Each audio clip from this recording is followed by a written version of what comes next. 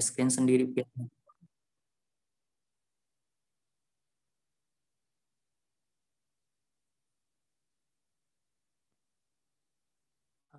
Oke, sebentar.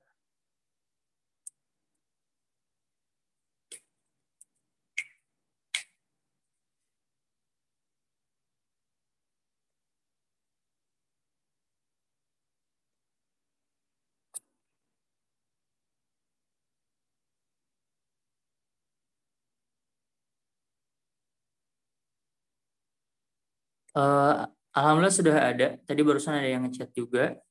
Nona Raska insya Allah yang akan share screen. Panitia kalau misalkan bisa menjadikan Nona Raska Fortuna jadi co-host supaya yang bersangkutan bisa jadi bisa share screen, boleh. Tolong jadikan beliau co-host untuk share screen-nya. Oke, udah bisa ya? Oke, sudah bisa. Alhamdulillahirrahmanirrahim. Semuanya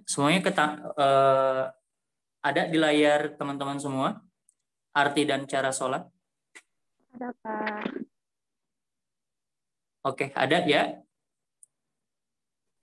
Ada, Pak. Baik, mari kita awali kelas kita dengan doa. Doa kita mulai.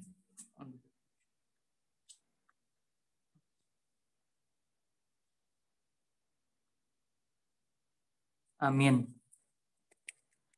Baik, kita mulai dari menit 15.37, bulatkan ya 40. Jadi kelas kita berakhir di 16.40. 1 jam, 20 menit pertama. Panitia mengamanatkan untuk satu arah terlebih dahulu 15 menit pertama.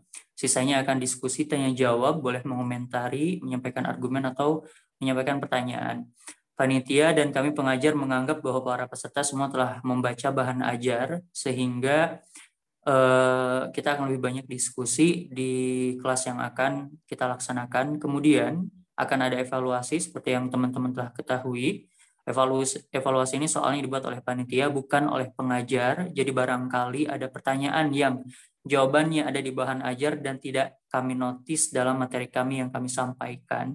Oleh karena itu pastikan teman-teman semua untuk membaca bahan ajar keseluruhannya. Tidak panjang kok untuk materi sholat, untuk memastikan evaluasi dapat diisi dengan baik. Oke, langsung saja. Asyhadu an la ilaha illallah wahdahu la syarikalah wa asyhadu anna Muhammadan abduhu wa rasuluh. Amma ba'du fa'a'udzu billahi minasyaitonir rajim. Bismillahirrahmanirrahim. Baik, saya diamanati untuk menyampaikan materi tentang sholat, arti dan caranya. Boleh slide selanjutnya. Apa itu sholat? Sholat sendiri menurut literal atau arti kata itu artinya doa. Semua materi yang akan saya sampaikan bersumber dari buku Hazrat Masih Maud Salam. Sholat adalah permohonan doa yang diajukan kepada Allah Ta'ala yang tanpa itu seseorang tidak bisa sepenuhnya dianggap bisa hidup dan memperoleh sarana keamanan dan kebahagiaan. Yang kedua, doa ini adalah tujuan daripada sholat, tujuan dan ruh daripada sholat itu sendiri. Kemudian, poin ketiga, perlu baginya untuk tetap rutin melaksanakan sholat dan mengajukan doanya meski saat ia belum merasakan kenikmatannya. Jadi poin dari Hazrat Masih Maud Salam, beliau menyampaikan bahwa setiap ibadah ini punya kenikmatan dan kelezatan itu sendiri. Jadi kalau misalkan ada seseorang, kita ini mendirikan sholat atau ibadah lainnya dan tidak bisa merasakan kenikmatan di dalam sholat kita, bukan berarti sholat itu sendiri yang tidak nikmat, tapi kita, rohani kita yang sakit sehingga tidak bisa merasakan kenikmatan dan kelezatan tersebut. Ini seperti orang yang sakit secara fisik, kadang lidahnya ini tidak bisa merasakan kelezatan makanan karena kondisinya yang tengah sakit. Seperti itu juga, kalau sholat belum kita rasakan kenikmatan, yang menjadi pertanyaan adalah ada apa dengan kerohanian kita sehingga kita tidak bisa merasakan kelezatan di dalam ibadah sholat kita. Nah, kemudian apabila kita belum merasakan kenikmatan di dalam sholat, kemudian apakah boleh berpikir atau memandang lebih baik kita tidak usah sholat sama sekali? Toh kita belum merasakan kenikmatan di dalam sholat, toh berarti sholatnya juga belum makbul, belum keterima. Ya kalau gitu mah ya gak usah sholat aja. Nah, Hazrat Rasulullah SAW menyampaikan, sekalipun kita belum merasakan kenikmatan sholat, bukan berarti kita boleh meninggalkan sholat. Bahkan seperti orang yang sakit perlu makan pil pahit, dia tetap harus merasakan sholat sekalipun sholat masih terasa pahit bagi dia. Nah, kemudian di lain tempat Hazrat Rasulullah SAW menyampaikan seperti seorang yang mabuk, dia untuk mendapatkan kelezatan dari sensasi mabuk, dia tidak meminum 1 gelas alkohol saja, tapi perlu berapa gelas sampai berapa gelas dia habiskan hingga kondisinya mabuk. Demikian juga dengan sholat. Bila 1-2 sholat belum berhasil mendatangkan kenikmatan, dia terus harus melaksanakan sholat sampai kenikmatan itu Allah Ta'ala berikan. Jadi belum merasakan kenikmatan dalam ibadah tidak lantas membuat kita boleh untuk meninggalkan ibadah tersebut.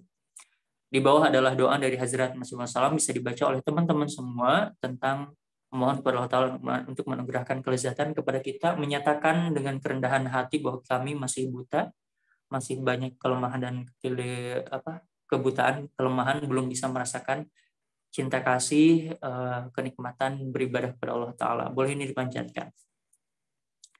Slide selanjutnya. Menjaga sholat. Hazrat Rasulullah SAW mengutip ayat ini.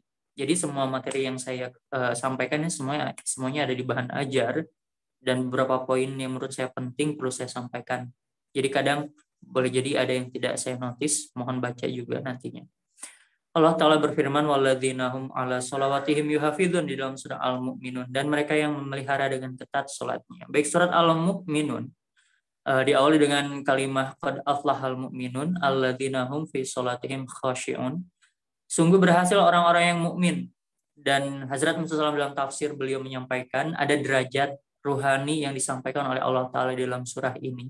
Derajat ruhani pertama dan paling mendasar adalah alladzina hum fi sholatihim khashi'un, orang-orang yang berhasil khusyuk dalam sholat-sholatnya. Jadi teman-teman patut diketahui bahwa mencapai kehusuan di dalam sholat saja itu baru derajat paling mendasar bagi seorang insan, bagi seorang manusia.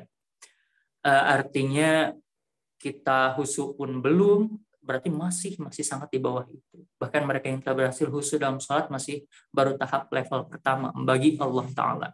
Orang yang kedua adalah orang-orang yang selain khusyuk dalam sholat telah berhasil bisa tidak melakukan hal-hal yang lagwi, kemudian bisa mengorbankan harta dengan leluasa, derajat yang ketiga. Yang keempat, kemudian menjaga nafsu dalam hal nafsu furuj, ya, nafsu seks, dan memelihara kemaluan. Dan sholat ini ada derajat yang keenam. Yang keenam ini adalah alladzina hum ala sholawatihim yuhafidun, orang yang yuhafid, yang menjaga sholatnya. Kalau khusyuk dalam sholat level pertama, menjaga sholat ada di level terakhir dan menjadi level paling tinggi dari kerohanian seseorang. Mengapa demikian? Hazrat Masih SAW menyampaikan bahwa orang yang menjaga sholat itu orang yang di luar sholat dia tetap dalam keadaan sholat. Kita dalam sholat mengingat Allah Ta'ala, lidah kita tidak berhenti dari membacakan ayat dan zikrullah, zikir kepada Allah Ta'ala, memuji Allah Ta'ala dalam sholat. Nah, di luar sholat, kondisi-kondisi ini tetap dia pelihara sampai 24 jam. Coba bayangkan, artinya orang yang memiliki kerohanian paling tinggi ialah orang yang tetap sholat 24 jam, sekalipun dia tidak sholat secara formal. Jadi di luar dari sholat dengan gerakan yang formal, di luar sholat yang telah ditetapkan baku, dirinya dalam keadaan sholat juga. Artinya tetap mengingat Allah Ta'ala, tetap zikir kepada Allah Ta'ala, dan selalu terkoneksi ta'alluq dengan Allah Ta'ala itu selalu dia jaga 24 jam. Sangat menarik, huzur kedua dalam buku Ta'alluq Billah menyampaikan bahwa bahkan dalam saat kondisi tidur, Nabi Muhammad SAW dan orang-orang suci tetap terkoneksi dengan Tuhan. Dalam kondisi tidur di mana seseorang masuk ke dalam alam bawah sadar itu menerima segala informasi dari alam sadar dan mencoba alam bawah sadar ini mencoba memberikan solusi atas permasalahan yang dihadapi oleh alam sadar.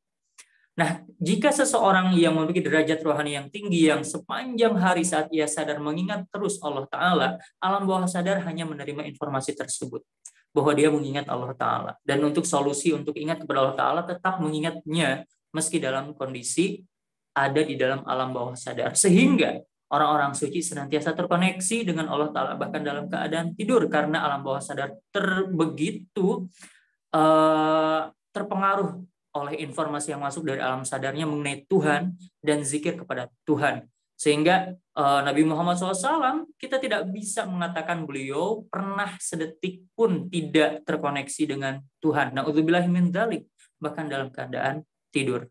Huzur mengibaratkan kadang dalam beberapa kasus seorang ibu dengan anaknya memiliki ikatan batin yang demikian kuat, meskipun pada saat si ibu tengah tidur, tapi ada rengekan sang anak yang membutuhkan susu atau dalam kondisi yang berbahaya, tiba-tiba dia bangun, alam sadarnya membangunkan si ibu untuk menolong si anak. Nah, semacam itulah koneksi antara hamba dengan Tuhannya yang tetap terjalin meski dalam kondisi alam bawah sadar. Sehingga Hazrat Masya SAW menyampaikan mereka tidak bisa memikul beban perasaan telah mengabaikan ingatan kepada Tuhan meski hanya sekejap saja. Mereka menganggap sholat dan zikir kepada Tuhan sebagai sumber kehidupan di mana tergantung nyawa mereka.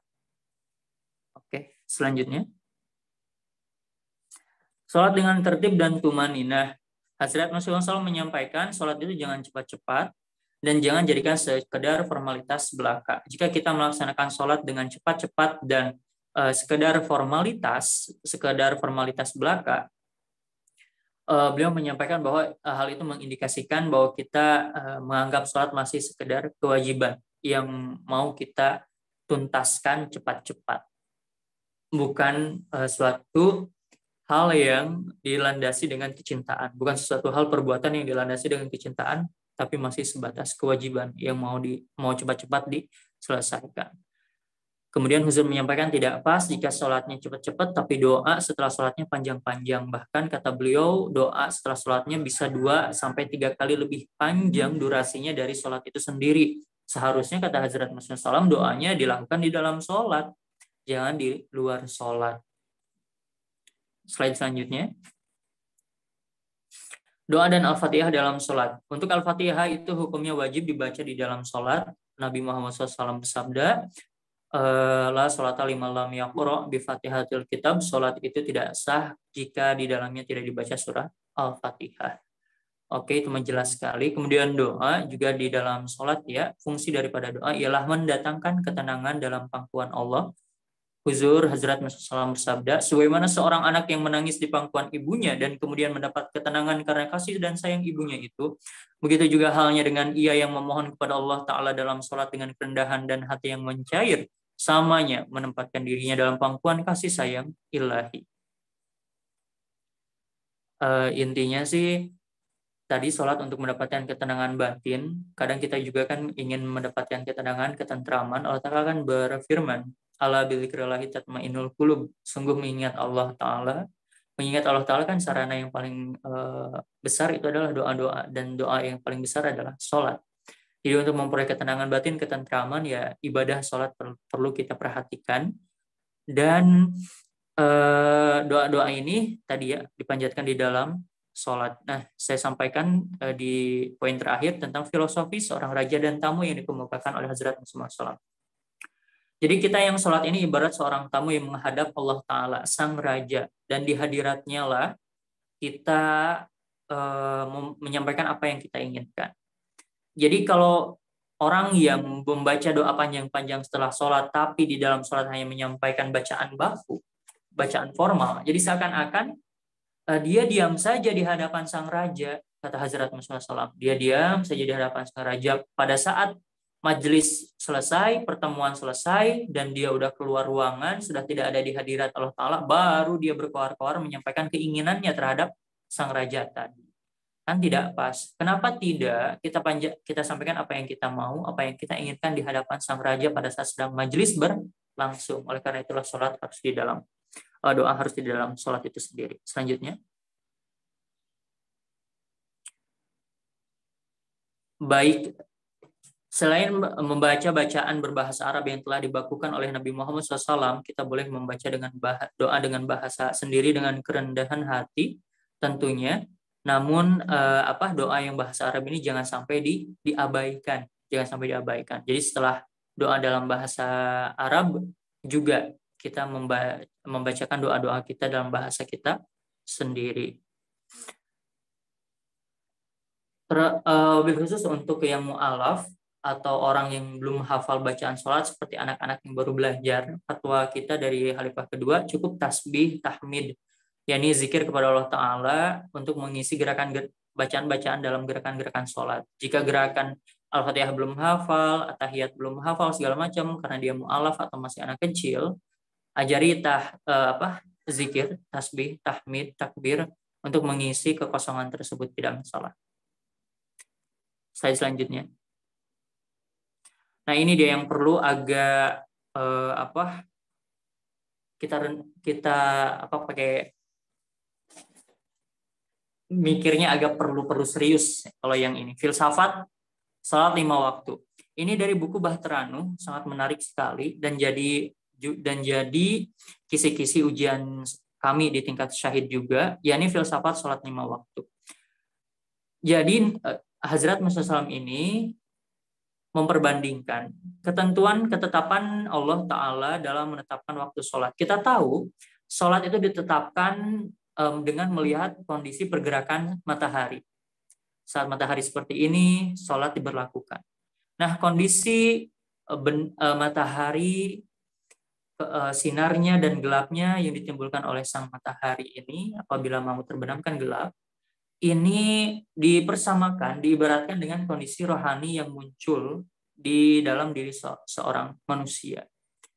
Nah, permisalan antara kondisi matahari dan kondisi rohani inilah ditetapkanlah waktu sholat saat itu, dan kondisi rohani yang diderita oleh seseorang ini diibaratkan dengan orang yang sebagai seorang terdakwa di hadapan pengadilan. Oke, pendeknya seperti ini. Zuhur itu tergelincirnya matahari. Kondisi rohani yang diibaratkan dengan tergelincirnya matahari ialah ketenangan dan kebahagiaan mulai tercemari. Ini ibarat seorang terdakwa yang telah mendapatkan suatu perintah penahanan dari pengadilan. Jadi kalau terdakwa udah dapat surat penahanan dari pengadilan untuk dihadapkan ke muka hakim, dia otomatis tidak tenang dan tidak bahagia lagi, ibarat matahari sudah tergelincir. Dan pada kondisi rohani demikianlah salat zuhur ditetapkan. Pada sholat asar, cahaya matahari mulai pudar, atau kita sih di Indonesia lebih kenalnya itu bayangan kita sudah lebih panjang dari fisiknya, dari kita sendiri. Nah, kondisi rohaninya di mana kita mulai ketakutan dan ketentraman itu lenyap, ibarat seorang terdakwa yang tidak hanya telah dipanggil, akan tetapi sudah didekatkan dan masuk ke dalam ruang pengadilan, ruang percobaan. Kemudian telah ditahan karena surat perintah penangkapan itu telah diberikan dan kita dihadapkan ke muka hakim. Tidak hanya dikasih tahu, tapi kita sudah dihadapkan ke muka hakim. Kondisi tegang demikian, sudah mulai ketakutan dan ketentraman hilang, itu kondisi rohani terdakwa tersebut ibarat matahari sinarnya sudah pudar, sudah mulai melemah. Dan ditetapkanlah waktu sholat asar dalam kondisi rohani demikian. Pada maghrib, matahari ini sudah terbenam, tapi masih ada sisa-sisa lembayung merah. Itu waktu sholat maghrib. Kondisi rohaninya itu seluruh harapan untuk memperoleh keselamatan itu telah terputus. Jadi tidak ada lagi sinyal-sinyal akan selamat. Seperti seorang terdakwa yang telah ditulis namanya dalam surat vonis, dan kita telah dinyatakan bersalah, saksi-saksi pun telah dihadapkan untuk memberatkan kita. Nah, kemudian sholat isya itu saat malam mulai merajalela. Jadi sinar lembayung merah sudah hilang dan malam sudah tiba, itu mulai sholat isya, dan isya itu sampai terbit fajar, kan waktunya sangat panjang. Kondisi rohani ini adalah kita tuh sudah tertimpa cobaan, sehingga diri kita tuh hanya gelap gulita belaka. Jadi rohani kita benar-benar gelap dan ada dalam percobaan yang sangat panjang. Umpamanya ialah tadi sudah jatuhin vonis, kita sudah dimasukkan ke dalam penjara sebagai seorang yang bersalah, dan kita melewati satu masa yang lama di dalam penjara karena telah mendapatkan suatu hukuman. Kemudian setelah kita lama mengalami kerohanian yang terguncang, Allah Ta'ala hadir dengan memunculkan cahaya fajar. Jadi pada saat fajar menyingsing, Allah Ta'ala menyampaikan sinarnya, menyampaikan sinar pertolongannya, ibarat fajar telah menyingsing dan ada harapan baru bagi keselamatan kita, ditetapkanlah dalam kondisi demikian sholat subuh. Inti daripada filosofi ini ialah sholat adalah sarana untuk mencegah musibah-musibah yang akan datang. Lihat kalimat penggalan terakhir.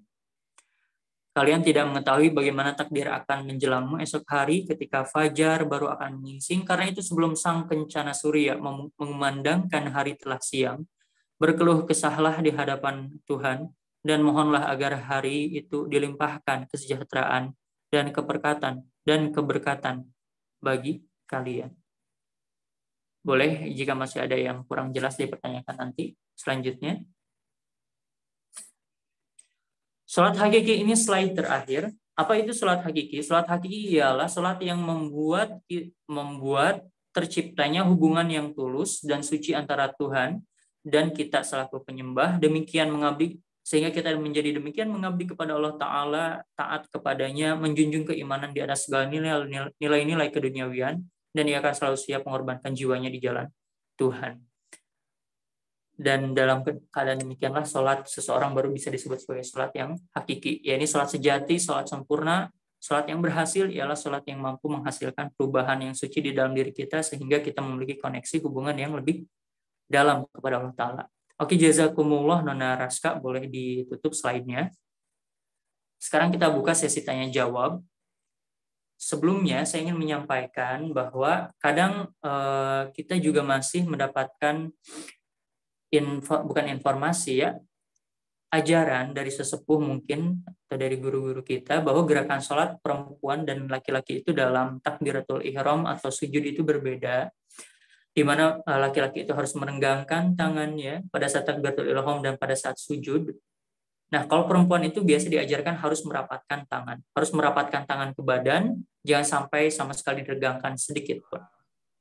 Nah, saya secara spesifik telah bertanya ini kepada Yang Mulia Hazrat Khalifatul Masih Al-Hamis Ta'ala bin Nasril Aziz, dan beliau menyampaikan tidak ada perbedaan antara gerakan laki-laki dan perempuan dalam meregangkan sikut baik saat sujud atau takbiratul ihram. Cukup dekatkan saja dengan badan. Jadi regangkan sedikit saja, jangan terlalu jauh, dan jangan dirapatkan juga.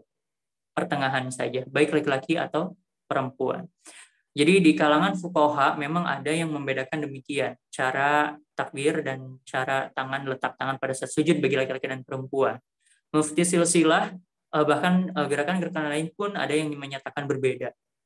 Mufti Silsilah kita dalam Fiqh Masail episode 7 menyampaikan bahwa sahabat laki-laki dan sahabat perempuan zaman Nabi Muhammad SAW itu mencontoh gerakan sholat Nabi Muhammad SAW saja. Jadi laki-laki dan perempuan itu mencontoh sholat Nabi. Alhasil sholat mereka keduanya sama.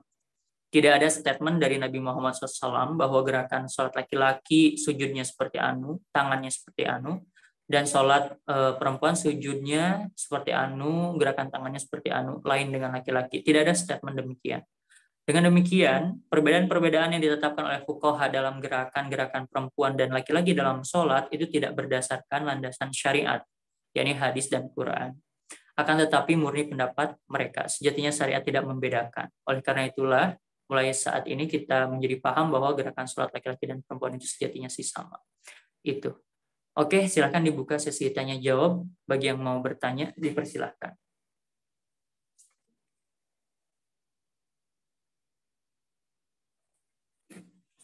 Ada yang mau bertanya? Kalau di kelas lain, ada yang bertanya mengapa Jemaat Ahmadiyah begitu memudahkan sholat di jamaah. Tiap ada acara jamaah, rapat jamaah. Kadang kita gak ikut rapat, kadang kita gak ikut perjalanan, ikut di jamaah juga. Ada khutbah di jamaah juga. Ada KPA di jamaah juga. Kenapa begitu memudahkan? Jadi mereka menanyakan apa sih landasan sholat di jamaah? Ada, boleh jika itu mau ditanyakan di kelas ini. Kemudian ada yang ditanyakan beberapa hal yang menarik. Jika imam di luar itu, jika imamnya tidak sreg bacaannya, mereka memahami kalau panjang pendeknya masih salah, artinya akan salah juga, sehingga mereka tidak mau bermakmum pada imam tersebut. Sebenarnya ini ada beberapa juga di kalangan jemaat, beberapa anggota juga agak sungkan bermakmum kepada beberapa mubaligh yang katakanlah menurut mereka bacaannya masih belum benar. Sehingga apakah boleh tidak bermakmum kepada mereka, imam atau mubalik tersebut, apakah dibenarkan, apakah seperti apa aturan jemaat? Ada juga yang bertanya demikian. Kalau di luar sih dikenalnya dengan hukum bermakmum kepada imam yang dibenci. Kalau kita mah ya tidak disukai aja lah bacaannya gitu ya. Kalau itu mau diangkat temanya, silahkan di kolom chat atau raise hand boleh. Oke, sebentar. Ada raise hand. Ini dari Natasha, Nona Natasha. Dipersilahkan. Ya, jazakumullah Pak. Assalamualaikum warahmatullahi wabarakatuh. Waalaikumsalam warahmatullahi wabarakatuh. Mungkin untuk dua pertanyaan yang barusan Pak Mubalik singgung, boleh dijelaskan. Nah, sebelumnya juga saya ada satu pertanyaan mengenai tadi yang filosofi sholat ya tadi ya, yang bagaikan kita ditangkap lalu kita dihukum, itu filosofi yang sangat indah menurut saya. Lalu pertanyaan saya, bagaimana cara menumbuhkan rasa bersalah ketika meninggalkan sholat itu gitu, setelah memahami filosofi yang begitu indah mengenai sholat itu. Lalu ada cerita juga seorang hudam mubayyin baru, beliau bercerita beliau beat ke dalam jemaat ini dengan melihat contoh temannya gitu. Nah, yang beliau lihat sebelumnya itu orang yang rajin sholat, orang yang mencintai agama itu identik dengan menggunakan baju serba putih, lalu peci lah, identik dengan yang seperti itu. Nah, si hudam tersebut ini ketika dulu masih muda, melihat bagaimana anggota jemaat ini begitu mencintai sholat. Nah, walaupun di luar sholat tersebut, mereka orang yang biasa, menggunakan baju yang biasa, pergaulan yang biasa, bahkan bercanda pun biasa dengan kawan-kawan yang lainnya. Nah, menurut saya dengan sholat pun kita bisa bertablik keluar, memperlihatkan keindahan sholat kita gitu loh Pak ya. Nah, bagaimana? Ini menurut Bapak ini bagaimana tips untuk para pemuda-pemuda Ahmadi ini untuk mencintai sholat, bahkan mereka sampai mendirikan sholat itu tepat waktu Pak gitu. Mementingkan sholat di atas yang lain, lalu hingga menciptakan sholat itu begitu indah gitu Pak dilihat oleh orang. Dengan banyak orang yang bilang, saya malu bertablik, saya tidak berani bertablik. Nah, padahal dengan sholat pun, ketika kita memperlihatkan keindahan sholat kita, ada contohnya sholatnya orang jemaat itulah gitulah Pak sekiranya. Ya, jazakumullah. Assalamualaikum. Waalaikumsalam warahmatullahi wabarakatuh. Baik, untuk Nona tadi pertanyaannya bagaimana untuk menumbuhkan rasa katakanlah kesadaran betapa pentingnya sholat, sedih, menimbulkan betapa sedihnya kalau misalkan meninggalkan sholat, dan bagaimana untuk menciptakan sholat yang bagaimana kita untuk mencintai sholat gitu ya di kalangan pemuda terutama. Tips yang saya disampaikan oleh Nabi Muhammad SAW dan juga dikutip oleh Hazrat Masih Maud Salam. Suatu alarm yang demikian efektif adalah mengingat kematian. Nabi Muhammad bersabda bahwa perbanyaklah mengingat kematian, sebab orang-orang yang mengingat kematian lebih cenderung untuk memperbaiki sholatnya. Kalau dia cenderung memperbaiki sholat, ya kualitas dia, hudunya akan diperbaiki, waktunya akan lebih tepat, pakaiannya juga akan lebih sopan saat sholat. Nah, kecenderungan ini, kata Nabi Muhammad SAW, itu lebih menjamur di kalangan orang-orang yang suka mengingat kematian. Dan Hazrat Masih SAW menyampaikan tidak ada alarm yang lebih efektif untuk mengingatkan seseorang akan keruhanian daripada kematian. Dan di lain riwayat Nabi Muhammad SAW menyampaikan bahwa lakukanlah sholat seolah-olah ini sholat terakhir kamu, seakan-akan kamu akan cepat mati dan ini sholat terakhir kamu, pasti akan kamu lakukan dengan yang terbaik. Nah, mengapa mengingat kematian menjadi demikian efektif? Kalau bagi saya sangat efektif. Kadang saya juga bukan kadang, selalu dan sering menerapkan tips ini. Selalu ingat bahwa kita akan mati, bahwa kita tidak lama hidup di dunia ini.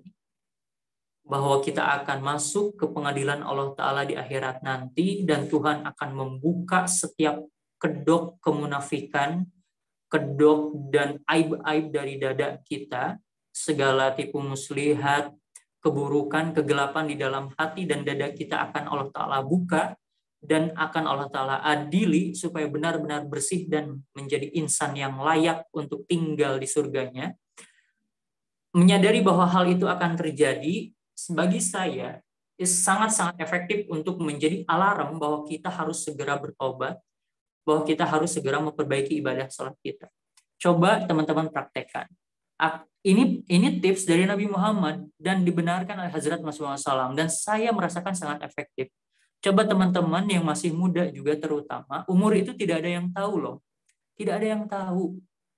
Seorang mahasiswa di UK yang sangat baik, sangat soleh, itu kan meninggal dunia pada saat naik gunung. Seorang mahasiswa yang sangat Hazrat Khalifah cintai, sehingga Huzur menyampaikan khutbah selama 1 jam tentang beliau ini. Namanya Raza Salim Sahib. Itu meninggal saat muda, saat orang gak ada yang nyangka gitu ya. Kadang orang bilang orang baik mah umurnya lebih panjang daripada orang yang jahat. Orang yang jahat mah cepat mati katanya ya, meskipun tidak sepenuhnya benar. Tapi dari sana kita ketahuan bahwa umur tidak ada yang tahu. Entah dia orang baik atau dia orang buruk, saat Allah Ta'ala mau memanggil, Allah Ta'ala panggil. Coba tanamkan deh. Coba tanamkan di benak kita, insya Allah Ta'ala itu akan efektif menjadi alarm dan membuat kita menjadi lebih antusias dalam mendirikan sholat, dan lebih lebih fokus, lebih khusyuk insya Allah Ta'ala. Itu yang pertama, tips dari Nabi Muhammad SAW. Tips berikutnya, karena kalau misalkan kecenderungan untuk memperbaiki sholat melalui mengingat kematian ini muncul, masalah-masalah yang tadi Ibu sampaikan, Nona sampaikan, insya Allah akan teratasi. Akan sedih jika meninggalkan, jika telat, akan berusaha tepat waktu, akan semakin mencintai sholat dan memperbaiki kualitas sholat. Insya Allah Ta'ala. Insya Allah Ta'ala. Asal kecenderungan terhadap sholat ini harus dibangkitkan. Tips dari Hazrat Masih Maud SAW adalah yang pertama, bertobat dulu kepada Allah Ta'ala, berhenti dari kebiasaan buruk kita, fokus kepada Allah Ta'ala, kemudian berbanyak istighfar, memohon ampun kepada Allah Ta'ala, dan salah satu fungsi lain daripada istighfar adalah meminta Allah Ta'ala untuk menganugerahkan kekuatan kepada kita supaya kita tidak tergelincir ke dosa lagi untuk masa yang akan datang. Itu salah satu fungsi daripada istighfar juga. Kemudian yang ketiga ialah coba tumbuhkan kerendahan hati pada saat sholat. Merendah hati, kita menyadari bahwa kita sedang di hadapan sosok yang maha kuasa, raja dari segala raja, pencipta kita semua, yang menciptakan dan memberikan kepada kita sarana penghidupan. Betapa hina dan rendahnya lah kita di hadapan Allah Ta'ala. Coba timbulkan rasa kerendahan hati. Insya Allah kalau kita merasakan kerendahan hati yang mendalam, kehusuan akan meningkat. Dan yang terakhir dari Hazrat Masih Maud SAW ialah berdoa secara langsung kepada Allah Ta'ala, meminta kepada Allah Ta'ala, ya Allah, anugerahkanlah kehusuan dan kelezatan dalam ibadah-ibadahku. Ya Allah, aku masih buta dari mengenali kelezatan dan cinta kasih-Mu dalam ibadah-ibadah. Buta belum bisa merasakan kelezatan dalam ibadah-ibadah. Tolong anugerahkanlah kelezatan dalam ibadah kepadaku. Insya Allah, kalau misalkan kita sudah mengenal dan mengecap rasa lezat dalam ibadah sholat, kita akan sangat mencintai sholat. Seseorang yang cenderung kepada lawan jenisnya, seseorang yang cenderung terhadap suatu hobi karena dia cinta kepada hobi tersebut, kepada sosok tersebut, karena dia cinta. Kalau kelezatan ini sudah diraih, sudah dirasakan, Allah Ta'ala berikan, kecintaan akan muncul dan kita akan sangat terobsesi kepada sholat, sehingga kata Hazrat Masih Maud SAW, kita seakan-akan tidak bisa hidup tanpa sholat itu sendiri. Ibarat kata Hazrat Masih Maud SAW, kondisi demikian itu seperti seorang musafir di padang gurun. Pasti dia jaga perbekalan dia karena tahu nyawanya ada di sana. Kalau perbekalannya habis, dia akan meninggal. Nah, dia menjaga sholat, menjaga perbekalan itu di saat perjalanan di tengah gurun, itu seperti seseorang yang menjaga sholat dia. Dia jaga sholatnya betul-betul karena tanpa sholat ini dia tidak bisa hidup. Sampai seperti itu. Oke, semoga menjawab pertanyaan berikutnya. ada yang recent. Oh, kita buka dulu kolom chat ya. Oke, dari EMS berapa nih? 46184. Pak, saya mau tanya, apabila kita sudah menikah dan tentunya suami kita yang menjadi imam, namun apabila bacaannya kurang tepat atau ada bacaan yang salah karena masih belajar, lalu apakah itu diterima sholatnya? Seperti yang Bapak katakan tadi, bukankah saat kita salah bacanya doa saat sholat doa salat salah satu Al-Fatihah maka artinya berbeda? Lantas bagaimana ya Pak? Mohon ya. Baik Ibu, tidak masalah. Alhamdulillah malah suami Ibu masih semangat untuk mengimami sholat di dalam rumah misalkan. Alhamdulillah. Kalaupun masih bacaannya masih salah-salah tidak masalah. Tetap bermakmum, jangan tinggalkan, dan jangan berpikir bahwa sholat kami akan tertolak. Coba perbaiki bacaannya sedikit demi sedikit. Jika kita tahu ada yang salah di sini, ya tolong baca deh ayat ini. Ayah tadi salah panjangnya, salah pendeknya. Coba perbaiki. Ada perbaikan ke depan. Nah, meskipun masih salah-salah, bukan berarti sholat akan tidak diterima.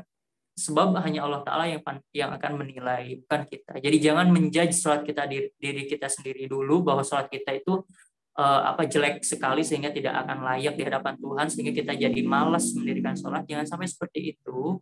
Sebab hanya Allah Ta'ala yang akan menilai, dan Allah Ta'ala kan tahu bahwa suami kita masih memiliki kelemahan dalam bacaan sholat.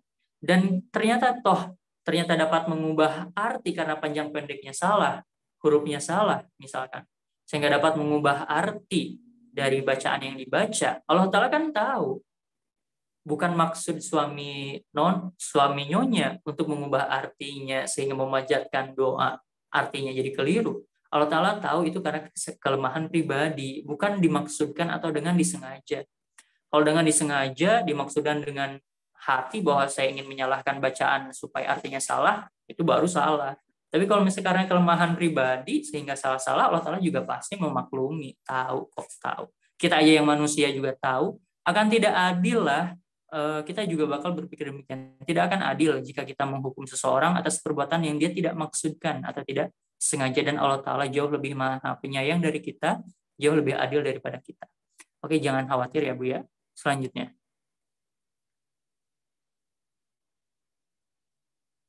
Husna Farah, tolong EMS-nya cantumkan ya. Di rename namanya. Tulis dulu nomor EMS-nya baru nama. Nanti saya akan kembali setelah di rename. Berikutnya dari 43470 dan 13628.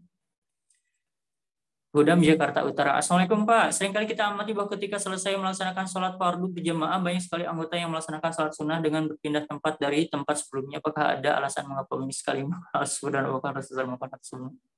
Betul. Waalaikumsalam warahmatullahi wabarakatuh. Jadi Nabi Muhammad SAW itu biasa kalau sholat fardu itu di masjid dan sholat sunnahnya itu di rumah. Kalau Nabi Muhammad karena kenapa? Karena dekat, nempel kan. Masjid Nabawi dengan rumah beliau kan nempel. Coba kita lihat dari sekarang kan Nabi Muhammad SAW itu dikuburkan di rumah, di kamar Hazrat Aisyah radhiyallahu anha. Dan sekarang kan di komplek Masjid Nabawi.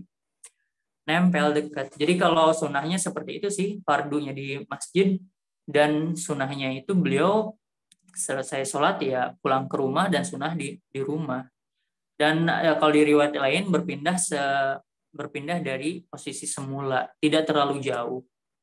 Jadi wajar dan memang demikian. Setelah sholat fardu selesai, kita pindah tempat.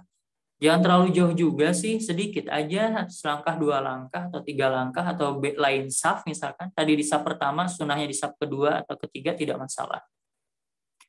Memang berpindah tempat. Kalau Nabi Muhammad SAW sunnahnya tidak di tempat yang sama dengan sholat fardu. Mengenai hikmah di baliknya, wallahu a'lam, tapi itulah yang beliau lakukan. Selanjutnya, Zafar, tolong nomor EMS-nya cantumkan terlebih dahulu, di rename namanya supaya saya catat EMS-nya. Saya langsung ke pertanyaan selanjutnya ya, yang EMS-nya ada. Ibu Nur Hayati di Nuruddin 1, silakan EMS-nya dicantumkan. Oke, dari Aisyah 64630. Soalnya yang saya laporkan adalah nomor EMS-nya ya, bukan nama pribadi. Yang saya sampaikan nanti di aplikasi itu nomor EMS. Assalamualaikum, Bapak Punten, saya mau bertanya, mangga, apakah boleh sholat tahiyatul masjid disatukan dengan sholat rawatib? Apakah itu ada dua niat dan menjadikan jarak yang berbeda? Waalaikumsalam warahmatullahi wabarakatuh. Sebaiknya dibedakan ya. Tahiyatul masjid pada saat kita masuk masjid, tahiyatul masjid 2 rakaat, dan waktu misalkan ada masih waktu untuk sholat fardu, kan rawatib kalau qobliyah itu hanya sebelum subuh dan sebelum zuhur. Setelah kita masuk masjid, dirikan 2 rakaat, dan zuhur belum dimulai, ini berjamaah, dirikan lagi 2 rakaat untuk sholat sunnah rawatib qobliyah zuhur. Jangan sampai 2 rakaat untuk 2 niat sholat, ya, untuk 2 niat sholat, ketahuan malesnya, ya, ketahuan malesnya.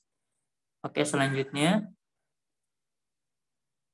Seperti puasa, 1 puasa untuk 2 puasa. Ini saya puasa Senin Kamis sekaligus untuk nutup hutang puasa Ramadan tahun lalu. Sebaiknya tidak seperti itu ya. Itu ketahuan malesnya. Lebih baik puasa yang nutupin hutang tahun lalu dulu, baru ke Senin Kamis. Oke, pertanyaan selanjutnya dari Azizah Farzana 222187. Assalamualaikum Pak, maaf izin bertanya. Mohon maaf. Jadi kalau sholat tarawih kan suka ada imam yang bacaan suratnya lumayan panjang dan agak lumayan lama, yang membuat anak-anak NAI males-malesan gitu Pak. Jadi dia jangan hanya NAI, ya Ansor ya, yang sudah sepuh juga males-malesan. Kalau panjang mah bener. Setiap ke cabang saya lihat rata-rata di cabang suka yang pendek-pendek. Pernah saya sholat taraweh, bacaan saya itu panjang menurut mereka ya, padahal itu ayat pilihan. 1 ruku biasanya dibagi 2, setengah di rakaat pertama, setengah di rakaat kedua, masih panjang bagi mereka di satu cabang tertentu ya. Dan besoknya saya jadi nggak laku, benar. Anak-anak jadi nggak mau bermakmum lagi karena di cabang itu ada 2 tempat sholat. Pada saat saya ke bagian A misalkan ya, anak-anak yang di bagian A juga pada kabur untuk sholat di bagian B yang imamnya lebih cepat. Jadi memang ya kita mah yang sekarang udah kayak gitulah di mana-mana gitu Pak. Jadi dia mau sholat lagi ketika bacaan imam sudah masuk surat pendek atau mendekati ruku, sholatnya jadi satu tidak Pak, karena kan dianggap seperti itu. Oke, paham. Jadi karena malas-malesan, kadang gitu memang anak-anak jadi baru bangkit sholat itu pada saat sang imam mau ruku atau pada saat sudah membaca ayat pilihan di akhir.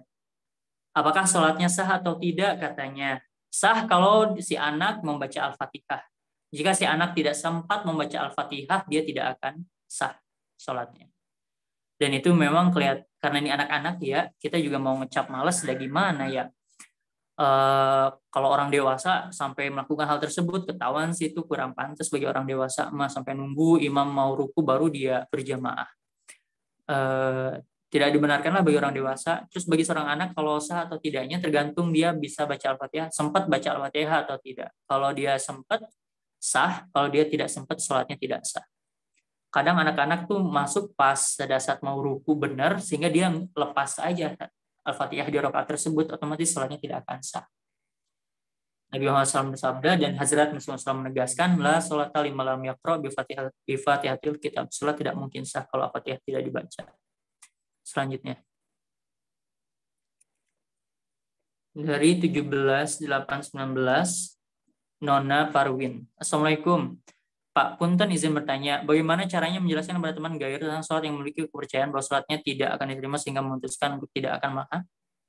Oh, misalnya ketika telat sholat zuhur, alih-alih menjamak sholat dengan asar, mereka memutuskan meninggalkan sholat zuhur. Kemudian terlupa waktu sholat asar, sedangkan sudah masuk sholat maghrib, mereka enggan sholat asar karena mereka. Oh, begini.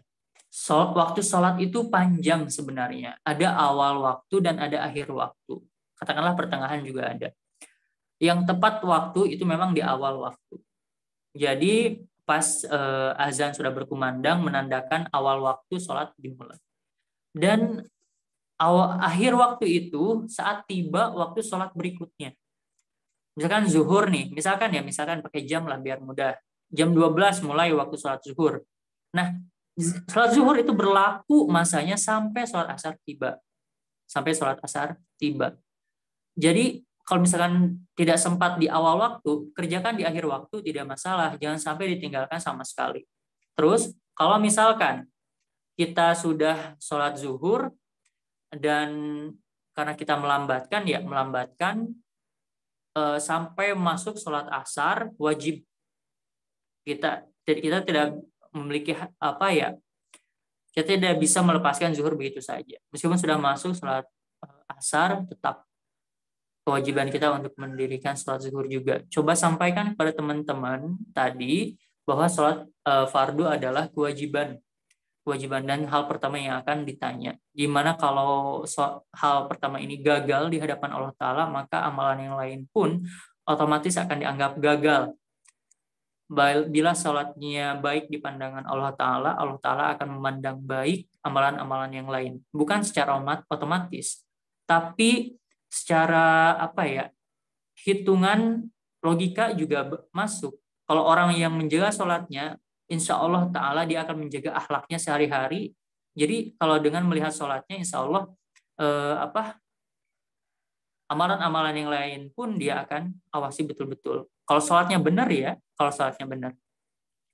Dan itulah mengapa sholat menjadi amalan pertama yang dihitung. Karena amalan utama, paling pertama, coba sampaikanlah betapa pentingnya sholat intinya kepada teman-teman dan kenapa tidak boleh ditinggalkan. Karena itu akan menjadi hal pertama yang dipertanggungjawabkan ya.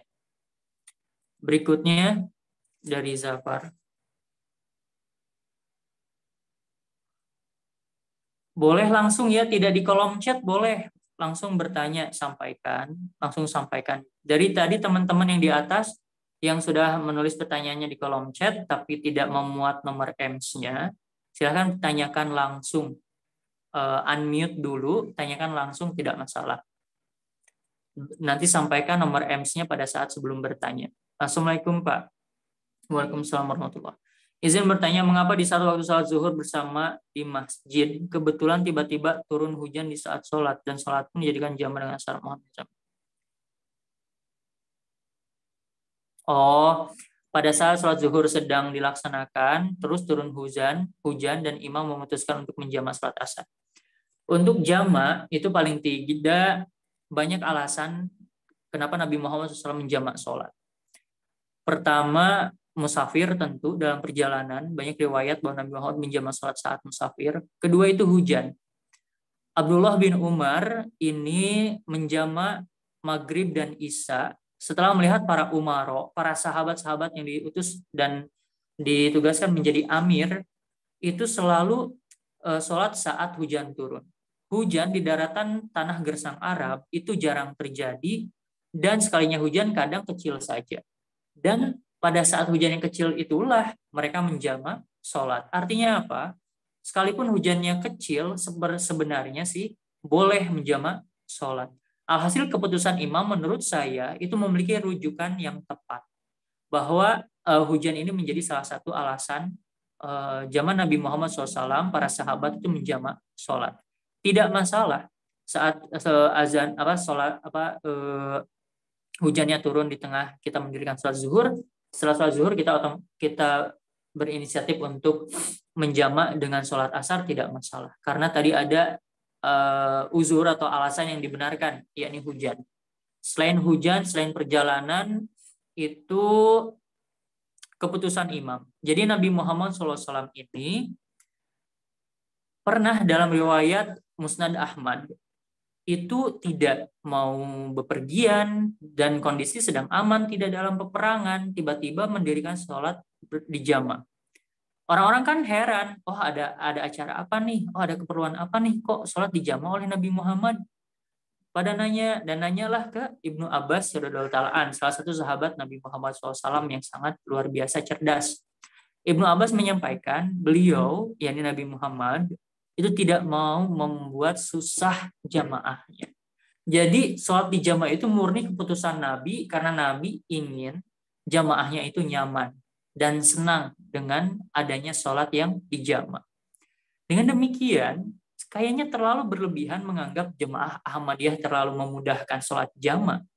Nabi Muhammad SAW sendiri saat beliau ingin dan saat jamaahnya biar lebih enak sholatnya di jamak, beliau menjamak sholat tanpa ada sebab acara tertentu, hujan, atau dalam keadaan perang. Tidak. Itu ada loh di Musnad Ahmad. Oleh karena itu, sepanjang imam memutuskan diri untuk menjamak, makmum gampang, tak usah tanya-tanya alasannya apa, apakah ada alasan yang dapat membenarkan tindakan sang imam untuk menjamak sholat, gak usah mikir jauh-jauh. Kalau imam sudah memutuskan untuk menjamak sholat, makmum ikut aja.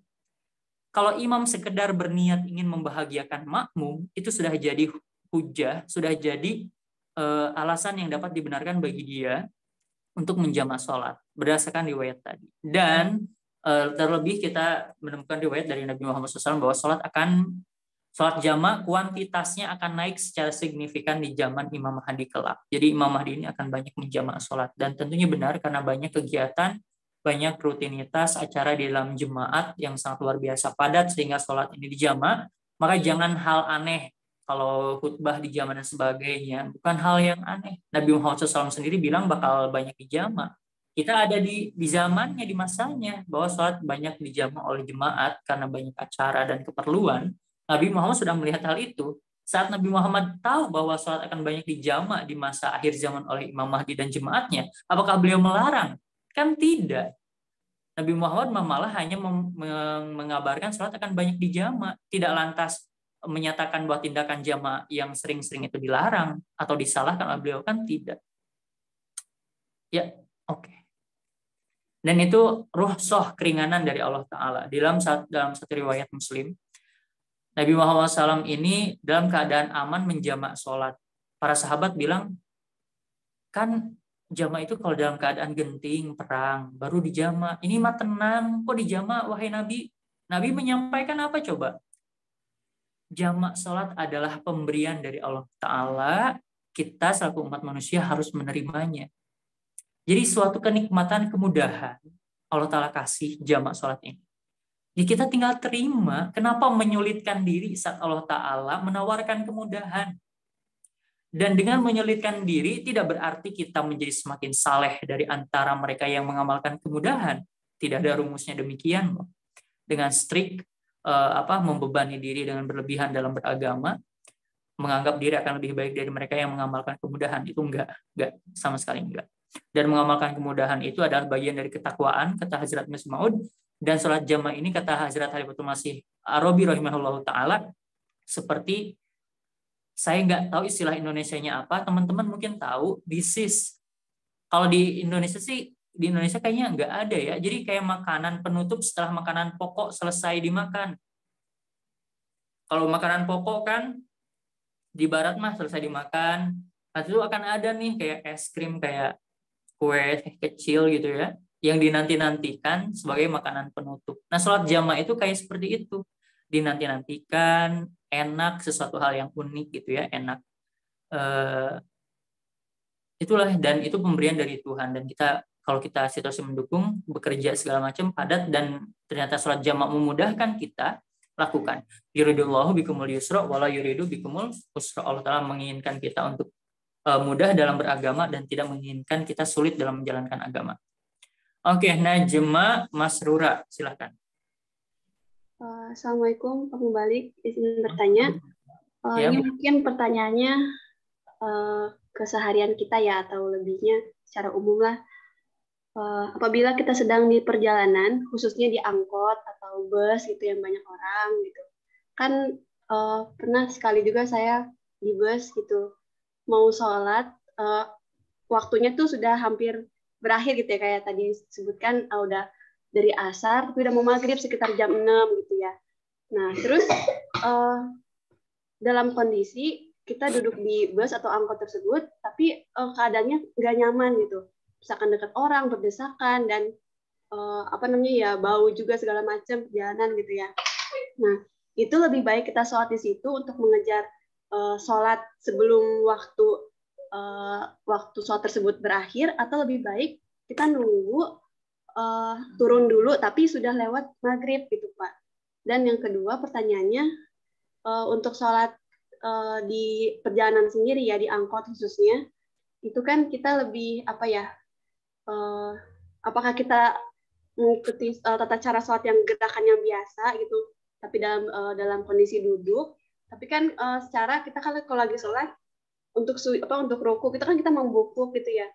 Mungkin bukan kesan sih, kita emang nggak harusnya mikirin orang gitu ya. Cuman kan orang mungkin lihatnya gitu gimana gitu Pak. Mungkin sekian, jazakumullah. Baik, jazakumullah khairan jaza. Jazakumullah untuk pertanyaannya. Nabi Muhammad SAW dalam keadaan musafir saat itu dan turun hujan. Waktu sholat juga kelihatannya mau berakhir, sehingga beliau melanjutkan perjalanan dengan menunggangi unta dan sholat di atas unta. Sholat di atas unta dalam kondisi hujan, nyaman atau tidak? Di atas unta tidak nyaman tentunya untuk sholat, dan dalam kondisi hujan lebih-lebih. Alhasil, dalam demikian di atas unta menjadi rujukan kalau kita bisa sholat di atas kendaraan jika mendesak. Termasuk tadi di dalam bis umum. Kalau misalkan kita memiliki kuasa menghentikan sang kendaraan, misalkan gini, mobil pribadi kah, mobil keluarga, yuk kita berhenti dulu sejenak untuk sholat, itu lebih baik. Tapi kan ini kendaraan umum, tidak bisa. Dan mau sholat berakhir, kalau saya pribadi tidak akan menunggu sholat berakhir, waktu sholat berakhir, karena kalau waktu telah berakhir, sholat udah selesai, waktunya udah nggak ada. Waktunya sudah selesai dan sudah masuk waktu sholat selanjutnya. Sekalipun kita tetap harus melaksanakan, sekalipun waktu telah habis, tapi itu nggak afdol, waktunya udah habis. Lebih baik seperti Nabi Muhammad SAW tadi. Meski dalam kendaraan dan tidak nyaman, tetap dirikan sholat. Saya juga pasti akan dirikan sholat meskipun di dalam bis sana. Kalau misalnya untuk ruku dan sujud, ya jangan terlalu membungkuk, jangan. Cukup sewajarnya aja, cukup kepala ya jangan bungkuk banget gitulah ya. Bungkuk sedikit aja gak masalah, isarah saja. Mau bungkuk maksimal juga nggak bakal sama dengan ruku. Mau bungkuk banget gak bakal sama dengan ruku, cukup isarah saja. Cukup isarah saja, kita ini gerakan sedang ruku, bacaannya bacaan ruku. Kemudian jangan terlalu memikirkan pendapat orang lain, ini lagi apa nih, lagi apa. Jangan terlalu dipikirkan. Kadang pikiran kita, kalau pikiran orang lain, orang lain lagi mikirin kita nih. Kadang itu gak benar sih. Ada penelitian bahwa sebagian besar sekian persen pikiran buruk atau suuzon kita itu sebenarnya tidak terjadi dalam realita. Jadi kadang kita mikirin si Anu sedang mikirin kita, padahal sebenarnya sih enggak. Jadi kalau sholat lebih baik sholat saja, meskipun di dalam kendaraan, tayamum daripada waktunya berakhir, dan sholat dengan gerakan semampunya. Kalau misalkan hanya bisa melalui isyarah dan duduk sembari di bangku bis, tidak apa-apa. Kalau ditanyakan tadi kondisi tidak nyaman, Nabi Muhammad SAW juga di atas unta dan sedang hujan pun tidak nyaman juga, sama saja. Oke, saya buka kolom chat. Jazakumullah, Pak. Oke, jazakumullah ahsanal jasa. Oke, dari mana dulu nih?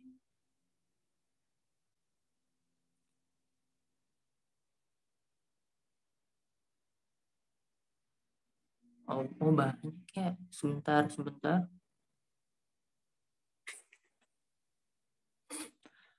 Oke, dari Nurjanah 17351. Izin melanjutkan pertanyaan yang sebelumnya tentang sholat yang di akhir waktu seperti zuhur yang dikerjakan di waktu asar. Pertanyaannya yang harus lebih dulu dikerjakan apakah sholat zuhur dulu atau sholat zuhur dulu? Jazakumullah. Zuhur dulu ya. Tidak bisa di rolling asar dulu baru zuhur, tidak. Zuhur dulu. Assalamualaikum meskipun kita sudah masuk sholat asar. Waalaikumsalam warahmatullahi dari Amira Nadila 53016. Apabila kita tertinggal rakaat dalam berjamaah dan imam sedang membaca surah setelah Al-Fatihah, maka pada saat kapan kita dapat membaca Al-Fatihah yang tertinggal? Jazakumullah. Oke, kita telat masuk ya, kerjakan semampunya. Saat sang imam baca surah pendek, boleh baca Al-Fatihah karena mendesak ya, karena mendesak waktu sempit, menunggu sang imam selesai baca ayat pilihan atau surah pendek, Malah mah nanti akan semakin tidak ada waktu karena sang imam akan langsung ruku. Lebih baik karena ini mendesak. Kalau misalkan dalam kondisi normal sih, setelah kita baca Al-Fatihah, pada saat sang imam baca surah-surah pendek, kita mendengarkan saja. Tapi ini karena mendesak, waktu akan habis. Pada saat imam baca surah pendek, baca saja Al-Fatihah. Terus kalau misalkan kita tidak sempat menyempurnakan bacaan Al-Fatihah dan imam keburu ruku, tidak masalah. Fatwa dari jemaat, bacaan sang imam, bacaan Al-Fatihah sang imam akan dianggap menjadi bacaan makmum Al-Fatihahnya. Jadi kalau sudah berusaha, meskipun tidak terpenuhi Al-Fatihahnya, tetap kita akan sah sholatnya karena bacaan Al-Fatihah imam akan dianggap sebagai bacaan Al-Fatihah makmum. Selanjutnya.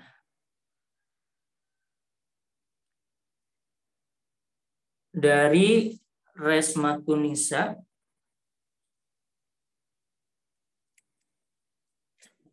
Assalamualaikum Bapak, izin bertanya, apa sah sholat Jumat jika apabila kita datang ke masjidnya pada saat khutbah sudah dimulai?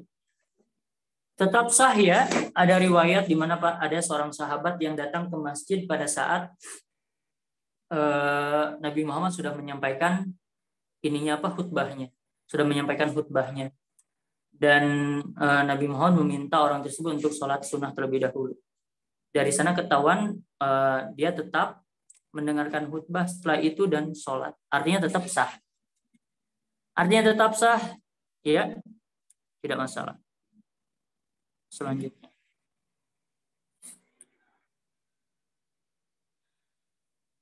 Dari Dian Nugraha.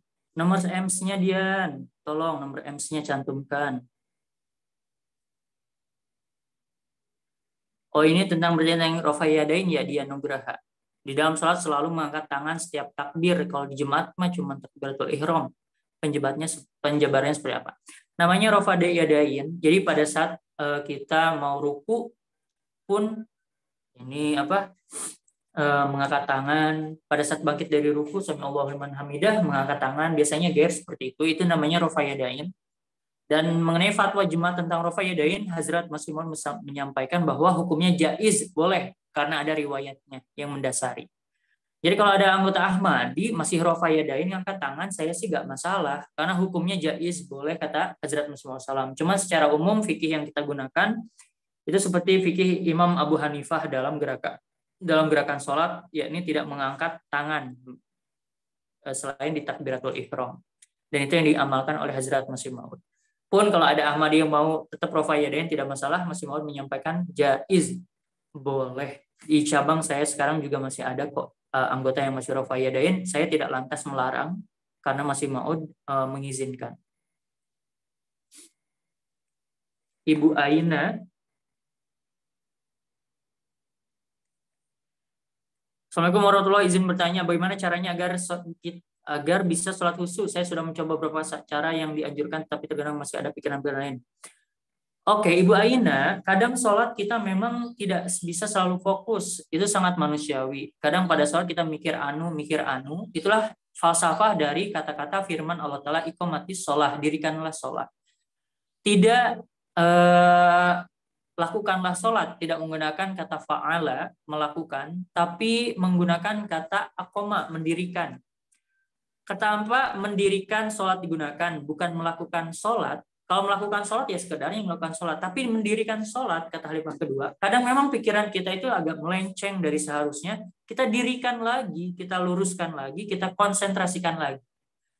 Jadi setelah kita konsentrasi, kadang melenceng lagi pikiran kita luruskan lagi. Itulah falsafah iqamatis sholah. Jadi sholah itu selalu memang penuh perjuangan, mendirikan konsentrasi. Itulah kenapa iqamatis sholah yang Allah Ta'ala gunakan, bukan melakukan sholat. Jadi sangat manusiawi Ibu, tetap berusaha. Tips-tips untuk khusyuk telah tadi saya sampaikan ya, agak panjang untuk diulang. Kalau mau diulang lagi silahkan boleh japri ke saya boleh. Selanjutnya, oh iya, waktu sudah selesai ya. Apa mau ada waktu tambahan? Sampai pertanyaan di chat terakhir ya. Sampai di chat terakhir. Mudah-mudahan dalam 5 menit selesai.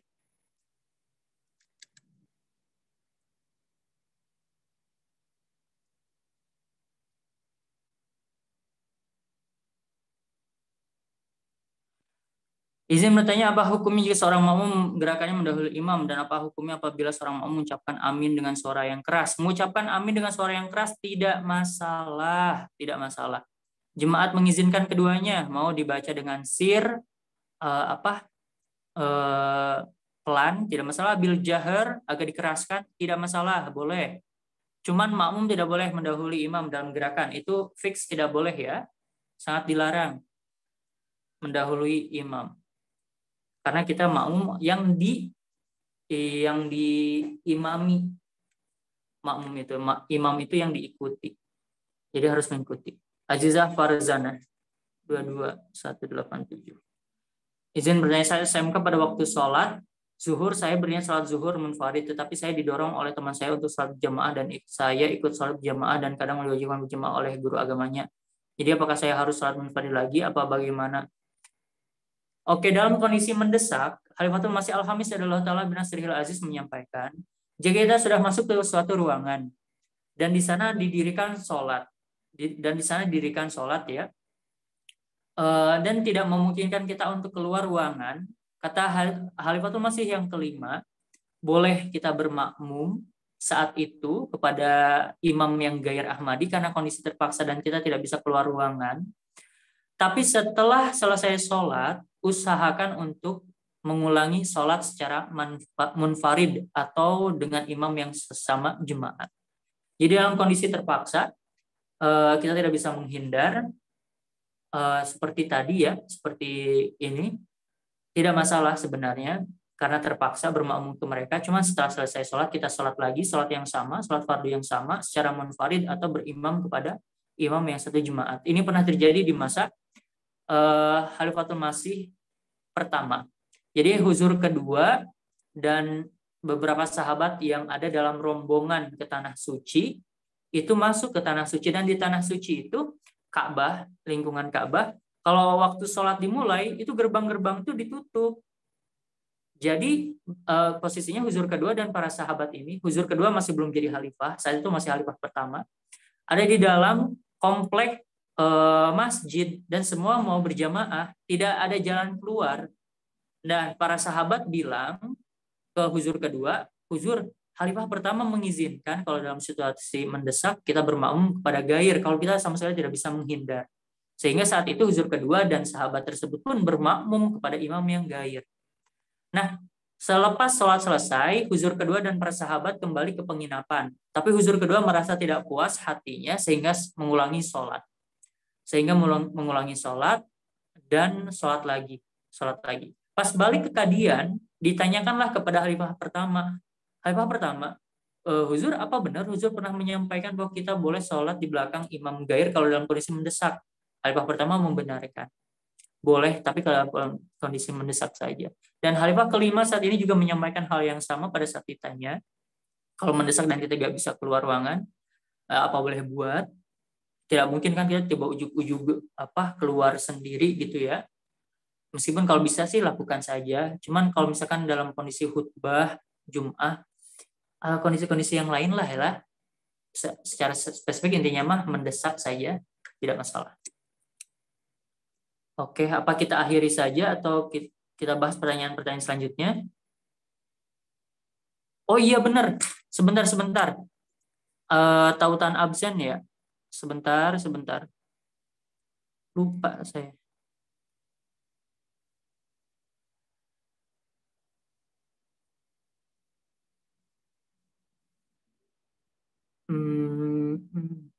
Tautan kehadiran Nuruddin 1. Oke teman-teman, silahkan isi absensi di kolom chat. Di kolom chat ada absensi, silahkan isi. Oke, sembari teman-teman semua mengisi absensi, saya bahas pertanyaan selanjutnya. Sebelumnya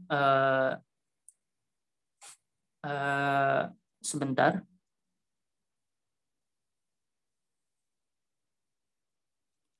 Saya kontak dulu Pak Musa supaya jangan menutup link absensi.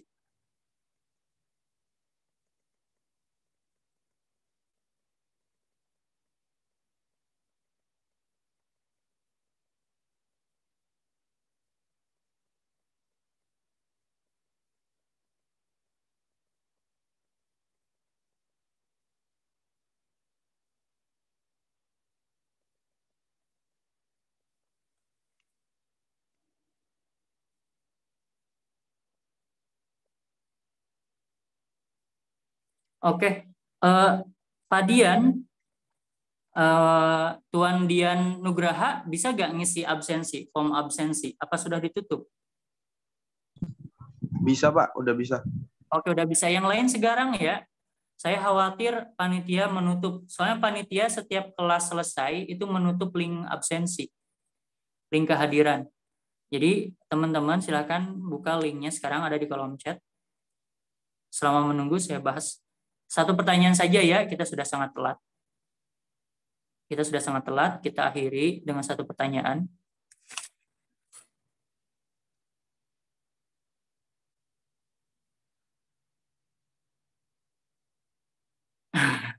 Assalamualaikum Pak Mubalik, izin bertanya, benarkah jika membaca bacaan sholat tanpa menggerakkan lidah dan bibir, maka sholatnya tidak sah? Benarkah bahwa bacaan sholat minimal harus terdengar oleh teman samping kanan kiri? Lalu bagaimana hukum mengeluarkan suara saat sholat bagi wanita? Oke, untuk sholat ini menggerakkan lidah dan bibir. Dia menggerakkan bibir gimana nih? Jadi sholat itu memang tidak sampai benar-benar di hati banget bacaan tuh. Cukup bisa didengar oleh diri kita sendiri. Tidak juga terdengar oleh teman yang di kanan dan di kiri, malah akan mengganggu. Malah ada larangan bacaan sholat itu mengganggu jamaah di samping kita. Sehingga yang diizinkan untuk dikeraskan suara itu amin contohnya. Dan Robbana lakal ham pada saat bangun dari ruku, kan kalau sami Allahu liman hamidah kita agak dikeraskan, boleh Robbana lakal ham, boleh.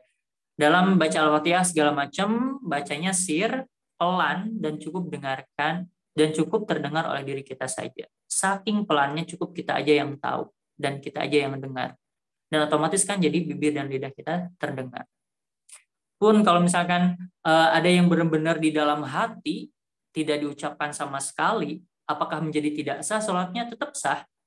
Soalnya tidak ada aturan pembacaan sir atau jahar akan mempengaruhi sah sholat. Dan pembacaan harus dikeraskan itu tidak masuk ke dalam syarat sah sholat. Ya, tidak masuk ke dalam syarat sah sholat. Alhasil tidak akan mempengaruhi sah tidaknya sholat. Oke. Isi dulu ya. Semuanya sudah ngisi kan form kehadiran? Kalau sudah ngisi semua, saya tutup ininya kelasnya.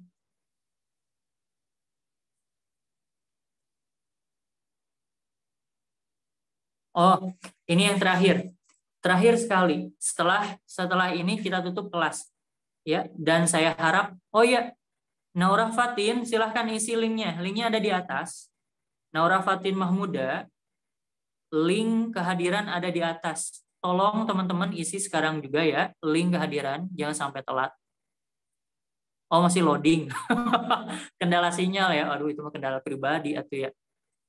Assalamualaikum Pak, izin bertanya, jikalau kita sedang melaksanakan sholat, terus ada yang menepuk pundak kita saat sholat boleh mohon penjelasannya Pak? Sesudah berkutat dengan kitab-kitab fikih manapun di luar jemaat sekalipun, tidak ada imam fikih yang mengizinkan untuk menepuk pundak seseorang yang sedang sholat untuk bermakmum kepadanya. Tidak. Bahkan beberapa mazhab menyampaikan malah itu akan mengganggu sholat orang lain. Dan belum tentu sholat orang lain itu niatnya itu untuk sholat fardu. Boleh jadi dia sedang sholat sunnah, kita nggak tahu. Dan tidak bisa seseorang yang sedang sholat sunnah ditepuk pundaknya oleh orang lain langsung ganti niat jadi sholat fardu sebagai imam. Kan tidak bisa seperti itu. Ketangkep tidak? Intinya sih nggak ada peraturan menepuk bahu untuk bermakmum kepada seseorang yang sedang sholat, tidak ada sama sekali. Biarkan sholat dia mah sholat sendiri. Kalau kita nggak ada jamaah ya sholat sendiri. Kalau ada jamaah ya kita inisiatif sholat berjamaah. Tidak usah menepuk bahu orang lain. Tidak usah. Tidak ada peraturannya. Itu malah akan mengganggu orang tersebut. Belum lagi kalau ternyata dia sholatnya sedang sholat sunnah, kita tepuk untuk bermakmum dengan niat kita mau sholat fardu misalkan, lah dia sedang sholat sunnah yang kita tepuk. Tidak dibenarkan untuk mengganti niat di tengah-tengah sholat menjadi sholat fardu, dan apalagi sebagai imam. Ya, sholat itu harus dari awal diniatkan berjamaah, dari awal diniatkan untuk menjadi imam bagi mereka yang ingin menjadi imam. Tidak di tengah-tengah sholat baru diniatkan jadi imam. Oke, saya rasa paham ya. Dan tidak dibenarkan untuk, kadang orang berpikir sholat di belakang sendirian itu tidak boleh. Benar gak? Masih ada gak? Kadang kalau ada saf terakhir nih, saf terakhir, padat nih saf kedua sampai ketiga, udah sampai ujung dinding ke ujung dinding. Dan kita datang sendiri aja, di saf terakhir sendiri. Kadang orang bilang, jangan berdiri sendiri di saf terakhir. Harus tarik seseorang dari depan untuk menemani kita. Yang sampai sendirian di saf terakhir. Itu salah juga. Nggak ada aturan seperti itu. Di dalam Fiqh Masail, mufti kita dan narasumber menyampaikan, ini peraturan dari mana? Mau ngambil makmum yang di depan kita juga saf dari yang mana coba? Mau ngambil yang dari samping kanan atau samping kiri? Atau dari lurus depan, malah akan mengganggu mereka sehingga ada saf yang kosong dan mereka harus terpaksa bergerak menutupi saf. Ya, meskipun sholat dari awal dan benar-benar gak bisa masuk ke saf yang di depan sehingga kita hanya sendirian di saf terakhir, tidak masalah. Dari narasumber di Fiqh Masail menyampaikan banyak bukti di mana para sahabat perempuan sholat sendiri di saf di belakang Nabi Muhammad SAW. Artinya sholat sendirian di suatu saf tidak masalah saat sholat berjamaah, tidak usah menarik orang lain yang ada di depan. Oke, saya harap semua sudah mengisi formnya. Ini saya bertanya untuk Naurah Fatin, sudah ngisi belum? Naurah Fatin 40902, sudah ngisi belum formnya? Oke, alhamdulillah sudah. Oke, yang lain saya anggap sudah juga. Saya akhiri kelas pada sore hari ini. Jazakumullah ahsanal jaza atas kehadiran teman-teman semua. Semoga ilmunya bermanfaat dan tetap semangat untuk menjalani KPA dewasa ini hingga akhir kelas. Jazakumullah. Saya akhiri. Assalamualaikum warahmatullahi wabarakatuh. Waalaikumsalam. Waalaikumsalam. Jazakumullah Bapak. Jazakumullah. Jazakumullah Pak. Oke, jazakumullah ahsanal jaza. Jazakumullah Pak. Jazakumullah Pak. Jazakumullah.